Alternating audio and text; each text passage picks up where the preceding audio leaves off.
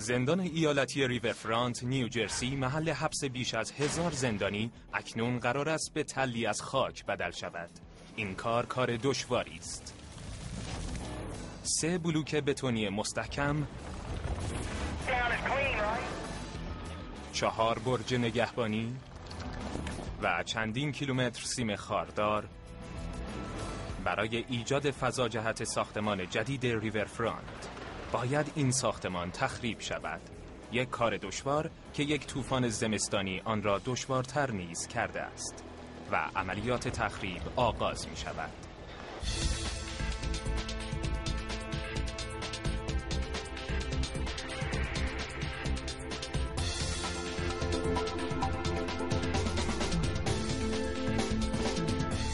ابر تخریب زندان ایالتی ریورفرانت کامدن در دهه 1980 ساخته شد و 1/4 قرن است که فعالیت می کند.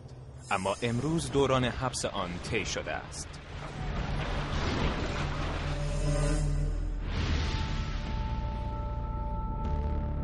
این ندامتگاه 7 هکتاری بر روی زمین با ارزشی کنار رودخانه واقع شده است و حالا باید خراب شود. زندان روی مرز نیوجرسی و پنسیلوانیا قرار دارد. درست آن سوی رودخانه دلاور مقابل مرکز شهر تاریخی فیلادلفیا. باید کاملا تخریب شود تا فضا برای ایجاد ساختمان جدیدی مهیا شود. شرکتی که برای عملیات تخریب انتخاب شده است، شرکت خدماتی صنعتی براندنبرگ است. سرپرست گروه مدیر پروژه جول روخاس